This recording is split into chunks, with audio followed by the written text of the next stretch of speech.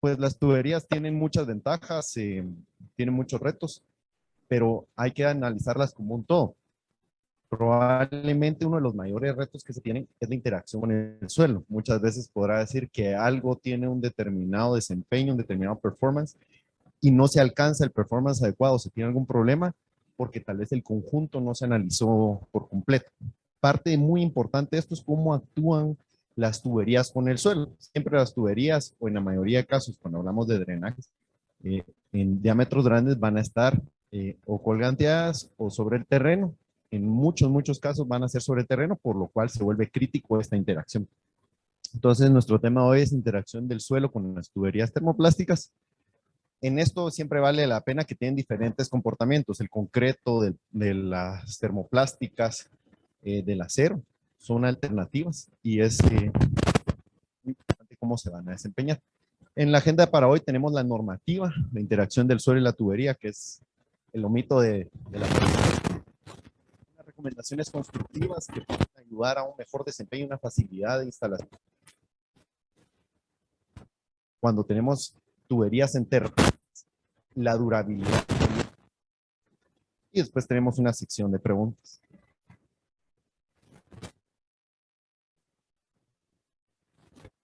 Vamos a arrancar con el tema de normativa. Siempre es importante ver qué opciones y qué alternativas tenemos, qué nos norma. Normalmente Guatemala es un país que tiene una relativa cantidad corta de normativa, por lo cual acudimos normalmente a normativa extranjera. Normalmente me siento muy cómodo con la normativa americana. Aquí tenemos la normativa que debería de regir cómo instalamos las tuberías, que es bien importante. En esta normativa lo que tenemos es el detalle de tipos de relleno, tipo de materiales, cómo se forma la tubería, cómo debería de instalarse. Es muy importante. Tal vez el tema de esta presentación no es cómo eh, hacer todo el proceso y dar todo el detalle, sino ver cómo interactúa el suelo con la tubería. Pero esta referencia es muy buena. Ahora me la compartieron la gente de Urban, entonces ha sido pues bastante completa. Esta normativa incluye, en resumen, una forma básica de cómo debe ser, no sé cómo debe construirse las tuberías y cómo se deben de instalar. Tiene esta recomendación que vemos del lado derecho, donde recomienda dejar la mitad de los diámetros hacia los lados. Esto para permitir una adecuada compactación. Esta parte es muy importante, que podemos tener varias opciones que van a determinar después el comportamiento de la tubería, que es que nos garantice que los esfuerzos radiales que vamos a ver que se genera acá se distribuyan de manera correcta. Si miran acá, se explica claramente cómo es esos 60 grados que dan en presión lateral para que se ejerza el efecto de arco. Las tuberías aquí son muy importantes, van a trabajar como efectos de arco, entonces por eso son elementos muy eficientes al trabajar como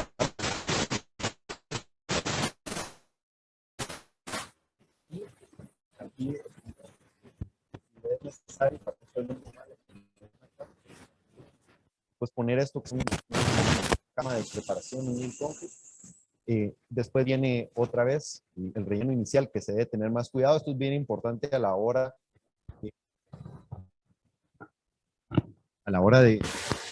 de construir que este relleno sea el adecuado para...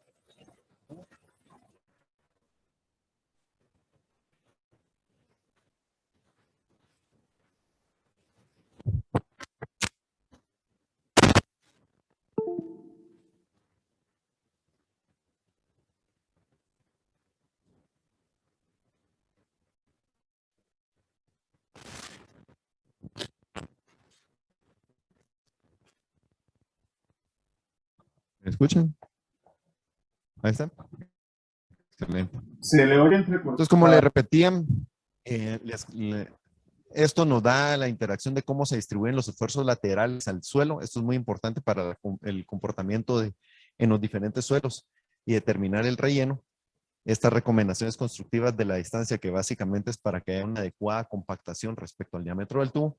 Y después aquí un esquema donde si tenemos que hacer una sustitución y poner esta cama acá, después poner una cama de construcción como puede ser un lean concrete.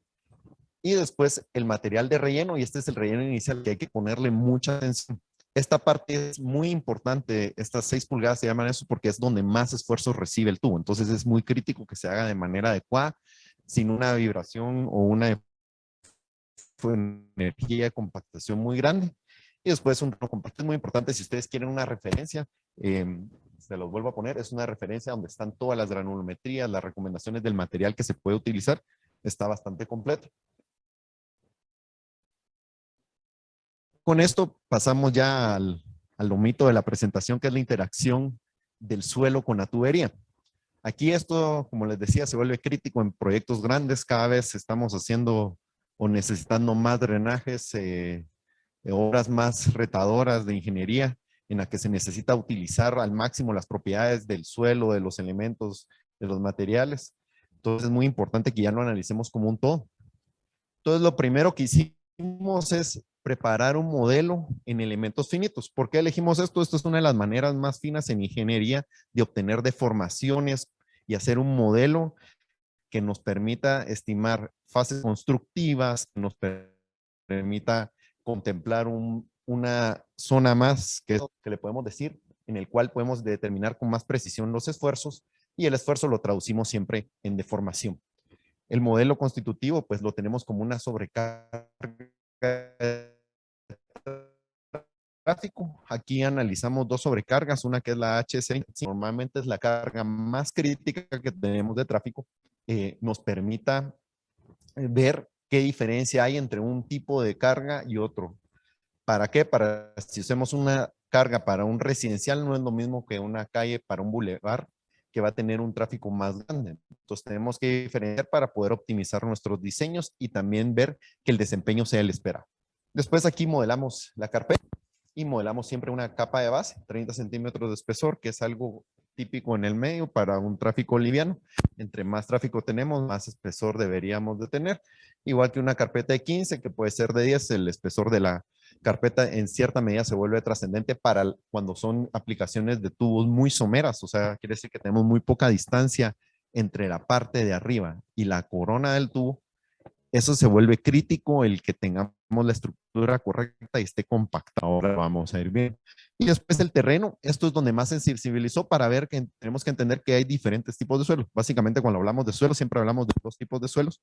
Uno que son las arcillas, que llamamos son los suelos plásticos de grano fino, los cuales van a ser muy susceptibles a la carga y al agua. Y las arenas, que van a tener deformaciones muy rápidas y instantáneas, y ya no van a seguir más porque va a haber un mechanical interlocking entre las partículas de la arena, que lo que van a hacer es que al trabar esas partículas que son más grandes, ahí se genera la resistencia.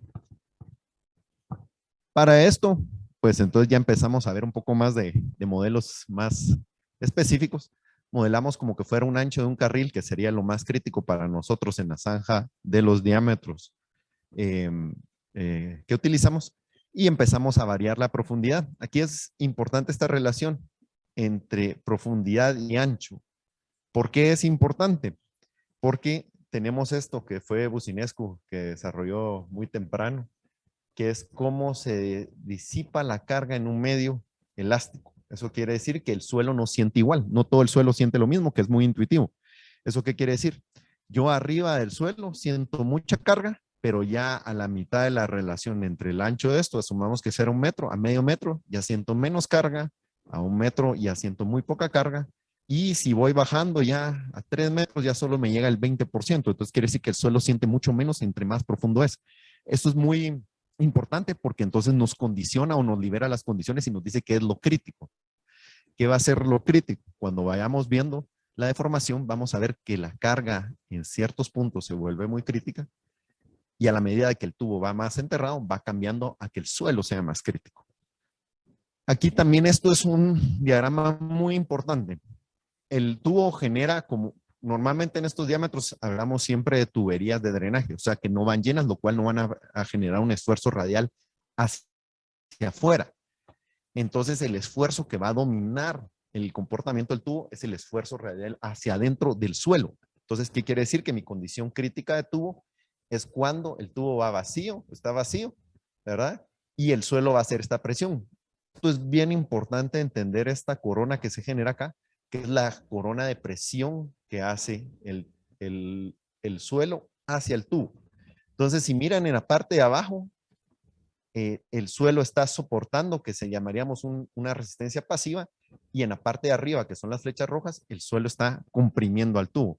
Entonces es muy importante comprender esto. Esto va a coincidir mucho en lo que decía la norma del ACTM con estos 60 grados para que tengamos el comportamiento claro del tubo. Entonces, ¿cuándo es muy importante? Aproximadamente en el 20% del diámetro del tubo en altura, vamos a tener que hacer una llave o eso va a ser el suelo que probablemente va a estar a compresión y de ahí esa parte es súper crítica que esté en compresión.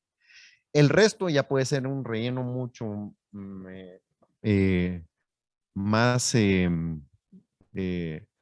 ligero, llamémoslo así, o con un material diferente, pero en esta parte nos tenemos que enfocar mucho porque es donde va a transmitir la mayoría de carga el tubo.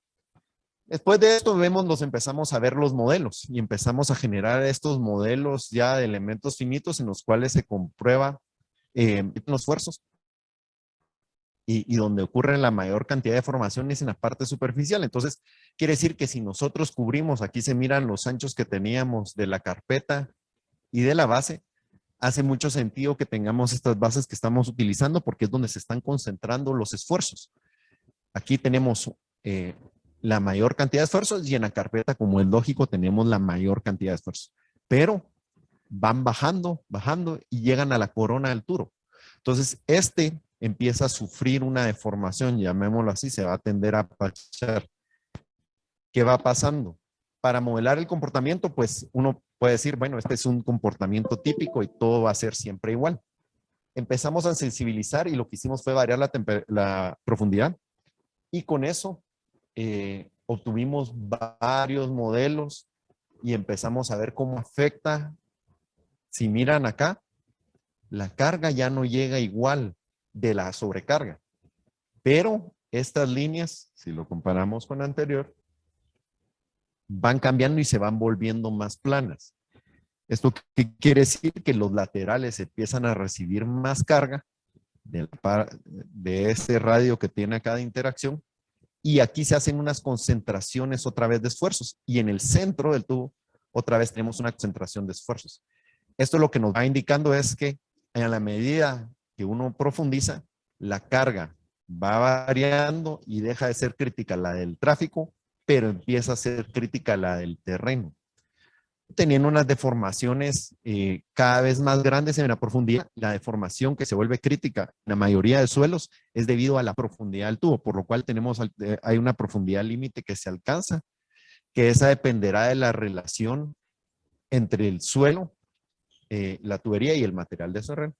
Aquí vemos en un punto en el cual, llamémoslo acá, ya estamos a 3 metros de profundidad, o sea, una relación de 0.4 con el diámetro. Ya los esfuerzos paran de ser relevantes, los esfuerzos laterales, y los esfuerzos empiezan a concentrarse acá y en la parte de abajo. Entonces, otra vez, aquí ya vemos que se vuelve muy importante que esta, llamémosle, genere esta llave hasta este punto, y aquí es un punto en el que cambia. Entonces, el mismo suelo, digamos, va a ir abrazando el tubo, para mientras que en esta zona de abajo, el suelo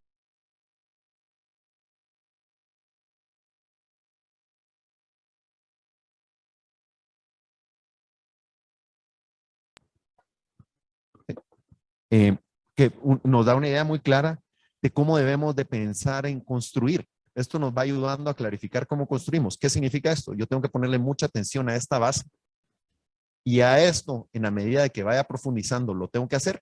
Y conforme me vaya acercando, tengo que ir mejorando porque voy a ir recibiendo más esfuerzo de esto. Esto es más que un tema de la tubería, va a ser un tema de pavimentos. ¿Por qué de pavimentos? Si miran acá los esfuerzos que venían siendo más amarillos para la tubería, vamos a regresar uno.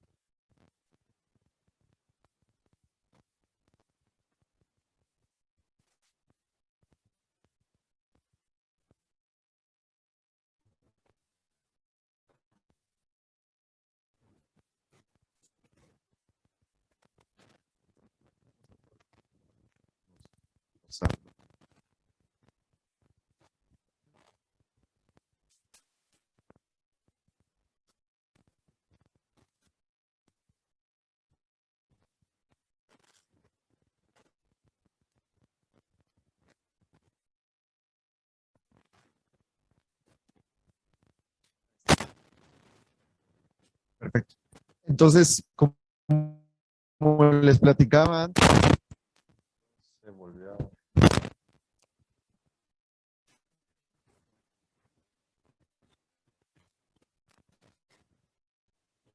Solo, si querés, solo resumen. Entonces, aquí vemos en la siguiente cómo la parte de pavimento se vuelve muy crítica. Entonces, no es como atañible, atachable de que tengamos que ver la tubería, porque si miran, nosotros somos muy pequeños acá, pero se vuelve muy crítico que esta zona estamos.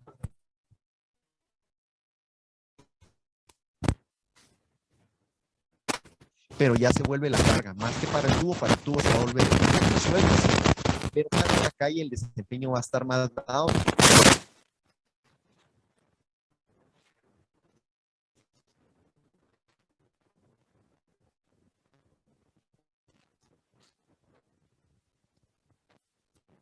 ¿Sí? ¿Me escucha?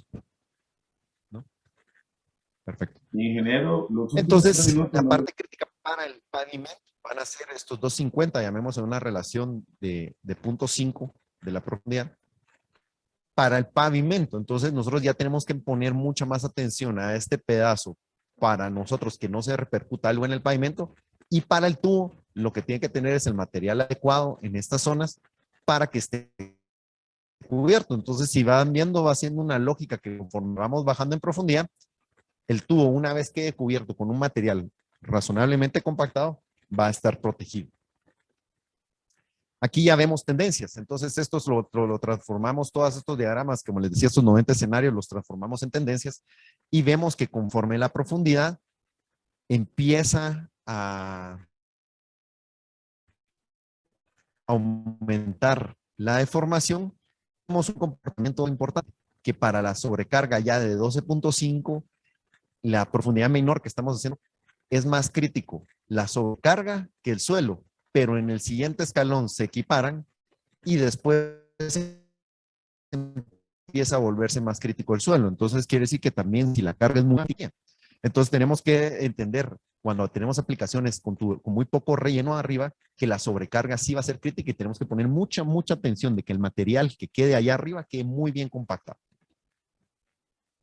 Esto es una de las que hicimos. Después hicimos otro modelo que me pareció bien interesante, que fue modelar qué pasaba si cambiamos entre una arcilla, un limo y una arena. Llamemos la arcilla como hablamos los materiales plásticos que normalmente llamaríamos suaves o que los podemos remoldear con las manos, contra una arena que obviamente es un material granular, a un intermedio que entre las arcillas y las arenas.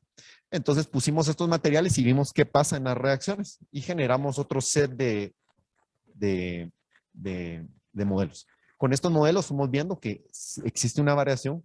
Aquí hablamos cuando tenemos una deformación para las arcillas, se comporta de este tipo.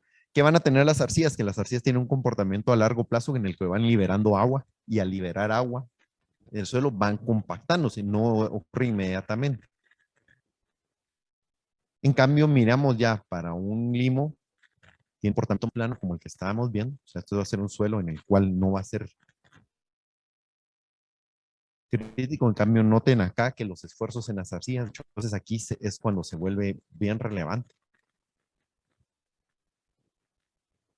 Y en las arenas tenemos un comportamiento parecido al de los limos más plano. Aquí, que es muy importante de notar, cuando tenemos arcillas, es muy valioso el link concrete. Poner una plantilla de nivelación que puede ser un selecto, puede ser un concreto pobre, nos va a ayudar mucho a que los esfuerzos acá se absorban por esa plantilla y esto se comporte de mejor manera. Entonces aquí de material selecto compactado, 10 centímetros, 20 centímetros, eso quiere decir 15, 17 sueltos para que se vuelvan 10, 12 compactados, o 20, 25 para que lo volvamos 15 compactados.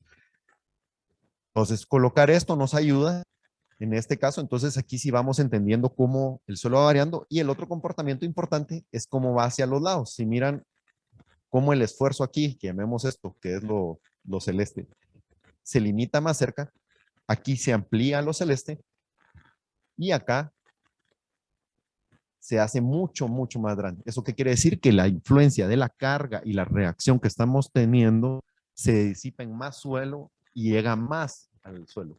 Entonces aquí vemos obviamente que los suelos arcillosos pues tienen unas características tal vez resistentes inferiores a las que tiene una arena y tiene un comportamiento tal vez no llamemos inferior, sino solamente diferente y cómo se distribuye la carga. Esto nos va diciendo ideas otra vez. Aquí es bien importante notar, si miran la diferencia es más del doble en algún punto acá, la diferencia de formación entre una arena y una arcilla. Entonces tenemos que siempre ver cuando tenemos materiales finos, plásticos, tenemos que poner mucha atención a nuestro material. Entonces aquí ya pasamos de decir, bueno, puedo ser más tolerable con donde tengo una arena con el material. Aquí a que sí tengo que prestar mucha atención porque si no el material que estoy dejando en la zanja se va a reflejar en una deformación arriba en el pavimento o en la superficie de lo que tengo. Aquí es claro el comportamiento. La verdad que esto fue unos modelos bastante instructivos. Y después empezamos a ver otra vez qué podíamos hacer acá. ¿Qué podíamos hacer si agregamos esta capa de link concrete? Entonces decidimos ver cómo nos ayudaba o cómo nos afectaba en los diferentes modelos. Básicamente lo que vemos es que se reduce el esfuerzo acá. Si miran, se genera este piquito. Y esto nos ayuda a que esté concentrado el esfuerzo acá, que tenga un mejor soporte. Y si miran, las líneas se separan un poquito más, se vuelve más plano acá. Y es un efecto pequeño, pero que lo vamos a apreciar mucho más cuando tenemos arcillas. Entonces, si identificamos un suelo plástico, que lo podamos hacer el famoso rollito para hacer los límites de Atterberg, eso quiere decir que tenemos que tratar de implementar estas soluciones, porque nos van a ayudar. Esto también tiene un tema que hasta cierta profundidad ya no es trascendente, pero otra vez es trascendente en los primeros tramos. Siempre los primeros tramos van a ser más críticos. Entonces queremos ver que para instalaciones someras tenemos que poner mucha más atención, llamémoslo así, al que quede todo bien compactado. En unas aplicaciones más profundas podemos tener aceptar una variación de un control muy bueno sobre el tubo a la altura de la corona, usar un material más grueso en el intermedio y mucha tensión en la parte de arriba, aunque siempre, en cualquier caso, la recomendación es tener el mejor control de calidad. Después empezamos e hicimos esta ya comparando tuberías de 1.20 a 1.50. ¿Y qué es lo que empezamos a ver? Que es aquí donde se empieza el diámetro está muy relacionado en esta relación que les decíamos de profundidad-diámetro, se vuelve crítico. Entonces, entre más grande es el tubo, más atención voy a tener que poner. Si un tubo muy corto, mientras que si son tubos más pequeños, que es lo lógico, lo que pasa mucho en campo, que tengo un tubo pequeño y se comporta muy bien a pesar de la profundidad. ¿Por qué? Porque el esfuerzo que le llega en su relación al diámetro es mucho más pequeño. Y esta diferencia es la que tenemos que poner atención. Entre más grande es el tubo, al contrario de decir, no, como es más grande, va a resistir más, pero va a ser grande, vamos a recibir más esfuerzo. Tengo que poner el ojo como si fuera una material con el que la estoy compactando, y más sentido hace el de medios que mencionan la norma STM, en que el material de los lados tiene que ser muy bueno y tengo que ser capaz de compactarlo bien. Entonces sí es muy importante entender esta diferencia. Esto es una manera también muy gráfica de ir entendiendo qué es lo que genera valor y dónde tengo que poner el ojo, porque muchas veces quiero hacer siempre mi 80-20, ¿dónde le pongo atención cuando quiero hacer este tipo de construcción, quiero hacer este tipo de tubería? Aquí, pongámosle atención a esto. Más grande el tubo, más atención en el relleno. Y otra vez, aquí siempre hay tendencias en las que son muy parejos, digámoslo aquí, es muy pequeña la deformación en la parte de arriba, y conforme va cambiando en el 1.20 ya la deformación se vuelve más pequeña, pero acá sí la mantengo más grande. Entonces, ¿qué quiere decir yo? Acá por la relación de la sobrecarga, estoy más afectado, pero el suelo me afecta mucho, mucho más con la profundidad en una tubería grande. Entonces, hay que poner atención a ese lateral. Después aquí, ¿qué hicimos? Pues quisimos probar un poquito qué pasa si tenemos el relleno adecuado, que digamos sería lo que le llamamos relleno 1, Es un relleno 1 que debe ser como la propiedad que usualmente conseguimos a lo que nosotros le llamamos selecto, que es una arena limosa bien compactada que alcanza casi solita el 95 del modificado. Entonces podemos obtener un relleno de este tipo, puede variar, podemos ser más conservadores, poner un cero de cohesión, normalmente se alcanza eso por el limo y por ser cenizas volcánicas en la mayoría de casos que lo utilizamos, y después ponemos unos módulos de elasticidad y después ponemos un relleno, que es básicamente que agarramos un material de un limo, una arcilla, y lo volviéramos a tratar de compactar, obtendríamos un material de este tipo, y entonces empezamos a ver qué pasa en el relleno este. Pues si miran el comportamiento, muy bien. Y acá empezamos a ver que sí, crecen los esfuerzos hacia los lados. Entonces, ¿qué quiere decir? Que yo voy a empezar a transmitir en mi zanja un esfuerzo que me va a generar una deformación posterior aquí, concentrada, más grande. Esto va a absorber más deformación porque esto me lo hace, me lo tira hacia los lados y me va a generar un asentamiento hacia los lados. En este caso, pues voy a tener una distribución un poco más uniforme y hacia la punta de la corona del tubo. En este caso, al tubo le va a ir mejor, pero lo que le va a ir mal va a ser a mi carpeta. Entonces aquí tengo que yo decidir, pues, que normalmente quiero hacer este tipo de cosas con un material adecuado o correr un riesgo de que tenga deformaciones más grandes, más, miran acá cómo se genera el esfuerzo mucho más grande. Esto es una deformación que me va, virtualmente lo que va a hacer es que me hundiría la calle. Eso es lo que me representaría.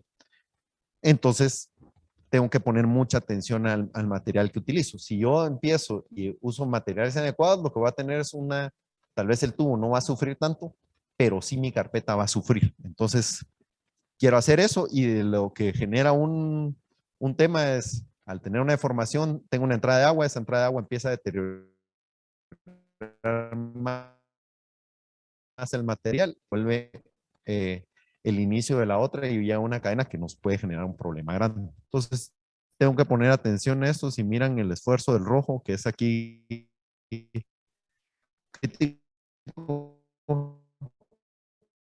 es casi 3 veces el esfuerzo. ¿Qué es lo que vemos? Obviamente la deformación, mucho, mucho más grande en la parte de arriba, que es lo que nos va a afectar en la carpeta, que es lo que hablábamos. Estamos hablando de casi el doble de deformación aquí.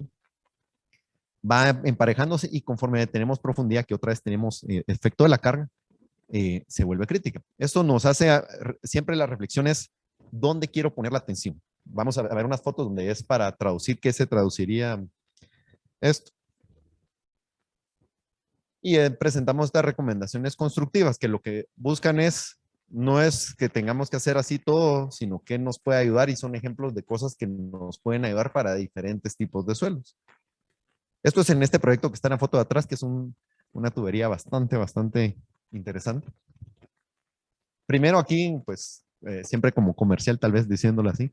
En la parte de los materiales que revisé para esto, pues me pareció que esto está bastante bien, está muy apegado al estándar, tiene las recomendaciones razonables para hacerlo. Vale la pena siempre tenerlo, es un material que también está en español porque vienen estos gráficos con los rellenos mínimos sobre el tubo y máximos sobre el tubo. Esto va muy apegado a lo que platicaba antes. Cuando ustedes tienen la carga arriba, va a existir un mínimo que vamos a querer tener, porque si no, la carga de la estructura del elemento me va a llegar a la corona del muro y me lo puede dañar mucho. Yo no quiero que estos rellenos del muro se puede hacer un poco menos, pero es ya un tema de que vamos viendo que la afecta. ¿Cuáles son las recomendaciones? Las recomendaciones, si vemos en la fotografía de la izquierda, pues aquí está claramente compactado el fondo, está bien guiado. Esa podría ser una aplicación para un suelo bueno, solamente que preparamos el terreno. Aquí esta parte, si la miran, es donde va a ocurrir los esfuerzos. ¿Qué es lo que yo miraría si el suelo fuera malo? Como el caso de este, es lo que tenemos en la foto de la derecha, que es que aplicamos un lean concrete. ¿Sí? Aplicamos un lodocreto acá. Ese lodocreto nos sirve de cama. ¿Y qué vamos a tener? Esta es una aplicación que son, creo que como 400 metros de tubería, esto, 300 metros de tubería, es una aplicación larga, entonces la estimación de que la deformación en el otro sentido diferencial fuera crítica fue muy importante, entonces decidimos que para reducir riesgo de deformaciones en tuberías que en estos diámetros van con una pendiente muy pequeña, nos importa mucho mantener la pendiente para que ocurra el flujo de agua, que este ya es un tema diferente, nos importa mucho y va a hacerse muy de la mano de que esta parte esté bien para que esta pendiente, que es menos del 0,5% en ocasiones, se mantenga bien y nos mantenga un flujo todo el tiempo según lo que se diseña. Entonces, si miran acá, pues miren el tamaño de una persona acá para que tenga una dimensión. O acá esos tubos son bastante interesantes. Y acá empezamos a ver. Entonces aquí, por ejemplo, como esta tubería era crítica y es una tubería que, como mencionaban tal vez antes, cada vez los picos son más grandes y arriba va a llevar una calle muy importante. Era muy importante que tuviéramos una garantía de que el drenaje se iba a comportar muy bien. Entonces, ¿qué decidimos? Aplicamos ¿cómo se llama? La capa de link concrete abajo, un lodocreto de nivelación, y después le echamos un lodocreto alrededor del tubo hasta esta altura, se miran casi la corona. Y después de eso, ya aplicamos nuestro relleno de selecto. ¿Por qué hicimos eso? Es lo más eficiente económicamente. Si lo miran, esto lo hicimos antes de hacer esos modelos que vimos de elemento finito que nos coinciden, lo hicimos como por buena práctica porque nos parecía que los esfuerzos iban a ser más grandes en esta zona y casualmente, llamémoslo así, los modelos nos confirmaron que los esfuerzos son más grandes hasta este sector y después se van disminuyendo. Entonces nosotros aquí para garantizarnos que tuviéramos un buen performance, lo tenemos acá. ¿Qué sí podemos hacer? Podemos tener este material de relleno en cualquier caso, que es muy importante para nosotros. Esto. Los rellenos mantengamos el control de calidad siempre. Ese es el mensaje básicamente. Mantengamos siempre las profundidades adecuadas con un soporte lateral en la parte que es importante. Esta es la parte importante. ¿Por qué lo tenemos así? Si miran, este tubo es grande acá. Es muy difícil compactarlo bien. Cuando es un tubo más pequeño, pues casi que encaja. Entre más grande es, van a haber vacíos acá. Entonces, ¿qué decidimos? Esto nos ayudó mucho a facilitarnos esto. Tenemos un tubo más pequeño, las aplicaciones acá son más sencillas, podemos hacer un relleno. ¿Qué tenemos acá? El control de calidad. Y con esto, pues paso a la sección de preguntas. No sé si alguien tiene preguntas o comentarios. Ajá.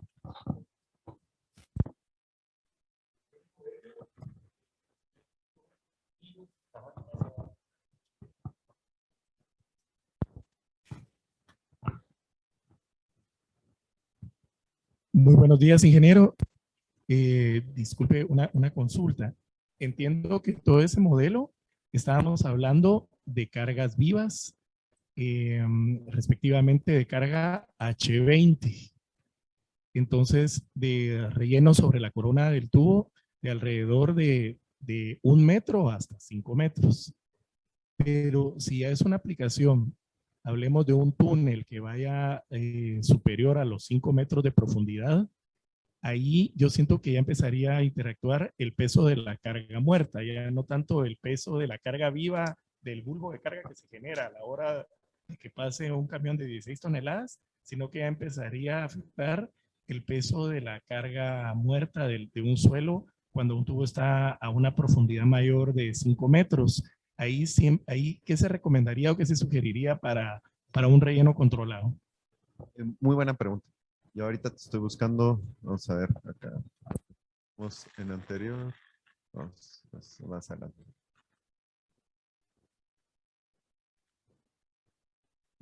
Si no miremos en estas gráficas aquí, tal vez sí vamos a ver lo que te decía. Es esta gráfica, Gabriel.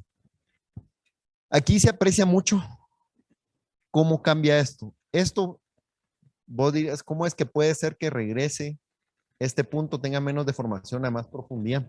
Y es precisamente por lo que decís.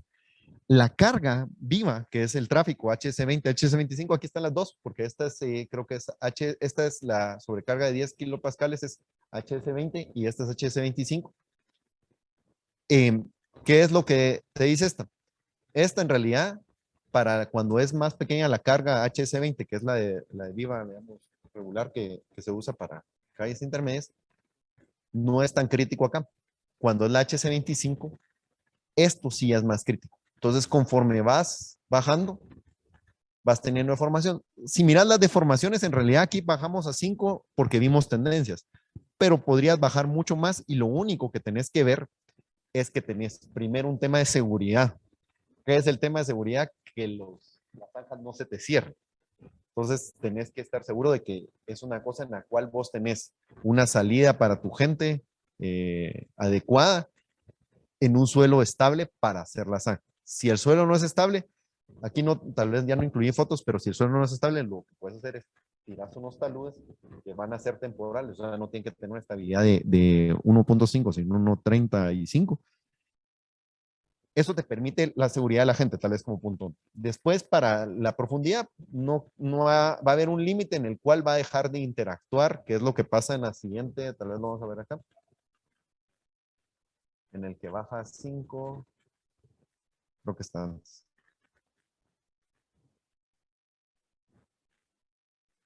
Si miras acá, esto sería el ejemplo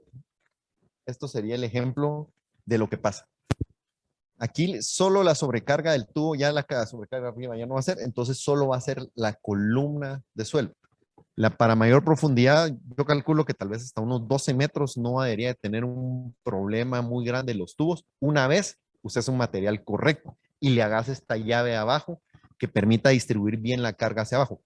¿Qué pasa si, por ejemplo, no lleno, digamos, está el tubo y quedan unas pequeñas como triangulitos abajo del tubo? Si yo no lleno eso, el tubo va a estar absorbiendo él solito la presión. Entonces yo voy a hacer que no trabaje junto con el suelo. Entonces ahí el tubo va a trabajar mucho y se va a deformar muchísimo más.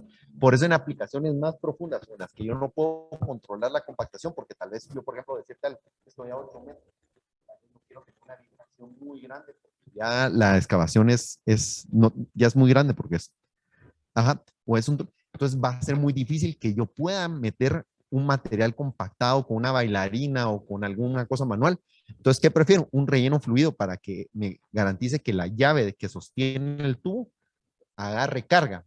Entonces, cuando ves este diagrama, tal vez acá también que es bien importante, este diagrama, que siempre se me pasa uno. Cuando ves este diagrama, entendés que esta parte es la que va a recibir casi la mayoría de la carga. Entonces, ahí es donde vos querés garantizarte que está apoyado el tubo. Si logras que esté ahí asegurado, virtualmente vas a poder tener unas aplicaciones bastante profundas, muy bien desempeñadas. Y después arriba, lo único que tienes que tener es control de tu material en función de lo que se te deforme arriba. Si es una calle, probablemente vas a querer tener algo siempre muy compactado. Si es un área verde, un jardín, pues solo tal vez el último tramo, que es donde vas a tener más esfuerzos. Eso sería la recomendación. No sé si hay alguna otra pregunta. Sí. Sí, aquí tenemos algunas preguntas que nos hicieron por medio del chat y una dice, ¿qué significa la relación ZB en la gráfica de Business Q? Y, ajá, y en el ejemplo que significa ZB igual 1.25. Va. Eso es nosotros la pusimos siempre, en el fondo yo sigo siendo un ingeniero investigador que hace esto. Entonces lo que yo noté es que hay una relación entre cómo son los esfuerzos y el diámetro del tubo. Entonces, ¿qué va a hacer? ¿Qué significa esto? Z quiere decir la profundidad y B es el ancho de la zanja. Entonces, el ancho de la zanja lo tengo normado por el tamaño del tubo. Entonces, ¿qué quiere decir? Que va a haber una gráfica parecida a esta, que es mucho, digamos, intuyendo lo que dice Businesco, que va a decir, entre más grande es el tubo y eso cambia la cosa, si yo aumento el B, esto disminuye y me va subiendo acá en la gráfica, entonces voy recibiendo más profundidad. Entonces, básicamente lo que dice es, este tipo de material va a recibir más carga entre más grande es porque tiene más área y eso sería equivalente a que tenemos un medio elástico que lo afecta más. Entonces esto es como para poder tener una regla de dedo, que en realidad no la estamos poniendo acá, pero si yo quisiera decir, en realidad mi ancho de zanja y mi profundidad viene dado más por la relación entre el diámetro y la profundidad, para tal vez traducirlo como un ejemplo. Si yo tengo un tubo de 50 centímetros de diámetro, voy a recibir la mitad de carga en una excavación de 2 metros, que si yo tengo un tubo de 1 metro en una misma excavación de 2 metros. El tubo de 2 metros va a recibir el doble de carga. Entonces, eso es como la forma de pensar. Entre más grande el tubo, más carga recibo, más atención le tengo que poner. Entonces, eso es como una relación de dedo que yo podría sacar muy, o sea, si no supiera mucho, no quisiera hacer un cálculo así, estos que son más complicados, digo de dedo. Bueno, la carga de un tubo de 50 va a ser, para un tubo de 1 metro, va a ser el doble. Entonces, muy sencillo. Entonces, si yo tengo que poner eso, tengo que poner mayor atención en más altura para un muro, para un tubo grande que para uno pequeño. Correcto. Tenemos otra pregunta de parte de Sara Corrado. Son dos preguntas. Dice, uno, ¿se podrían definir parámetros o límites de profundidades para la colocación de tubería? Si sí, ¿cuáles serían? Y la otra pregunta sería, ¿las profundidades pueden variar según del material de la tubería? PVC, polietileno. Sí, digamos, esa es una cosa que tiene, es una pregunta que tiene un depende. Digamos, si nosotros nos fuéramos al material que tiene que da Durman, tiene unas gráficas que dicen el límite. Vamos a ir aquí adelante de esto. Pero para efectos prácticos, yo, por ejemplo, podría decir, vamos a ver aquí, les voy a poner las gráficas. Aquí. Rellenos máximos sobre... Aquí, digamos, aquí tiene una recomendación del fabricante, que siempre la recomendación del fabricante es bien importante. Pero si yo, por ejemplo, decidiera poner concreto pobre alrededor del tubo, eso me aumentaría mucho la resistencia del tubo porque el suelo me va a actuar diferente. Digamos, un lodocreto no transmite lo mismo que un relleno, igual que no que una arcilla. Por eso es que vimos acá en la sensibilización, cuando tenemos arcillas, el esfuerzo se distribuye mucho más grande hacia los lados y se vuelve más crítico abajo. Pero si yo tengo un suelo mejor, el esfuerzo es más lindo. Entonces, ¿qué quiere decir? Que yo podría agarrar el máximo acá y decir que, por ejemplo, aquí dice 10 metros, creo. Entonces, yo podría irme a 15 metros, pero poner los últimos 5 en lodocreto. Y entonces me funcionaría si yo tengo la necesidad hidráulica, porque ¿qué tienen estas tuberías? Tienen un mani muy bueno y tienen una resistencia a la abrasión. Entonces, para los drenajes es muy bueno. Entonces, me puede ser muy atractivo en vez de hacer, por ejemplo, un túnel fundido. Puedo decir lo digo así de convicción, en muchos casos es más fácil hacer eso, tener esto y hacer un revestimiento con concreto pobre para que resista más que hacer un túnel mucho más complejo. Entonces, estas son, digamos, qué habilidades tengo, también que va a depender de lo que hablamos de la estabilidad de las paredes y la seguridad de la gente que esté dentro. Eso va a ser crítico. Entonces, el límite del fabricante es este, pero siempre se podría analizar un caso en particular para eso. ¿Cuál era la otra pregunta? Eso responde a la pregunta de la profundidad. Y la otra pregunta. Las profundidades pueden variar según el material de la tubería. Sí, digamos, eso es como todo. O sea, puedo usar una tubería de acero reforzada, puede ser que baje más. Si yo usara una de concreto, puede ser que baje menos, tendré que reforzarlo. Entonces, depende del tipo de material que use, va a ir relacionado la profundidad que pueda alcanzar.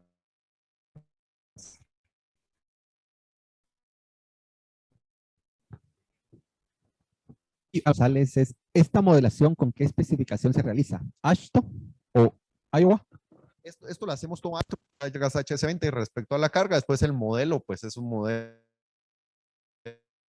con una malla triangular, que es la más fina para casos de suelo. Entonces, así lo hacemos.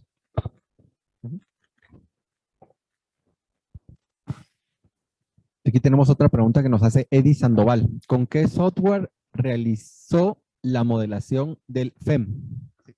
Nosotros usamos Plaxis. Que Plaxis es en el programa que nos sentimos más cómodos para hacer. Es muy, muy bueno. Digamos, Plaxis y ANSYS son los programas de referencia para hacer modelaciones de elementos finitos en suelos. La verdad que, digamos, pues son bastante buenos para él.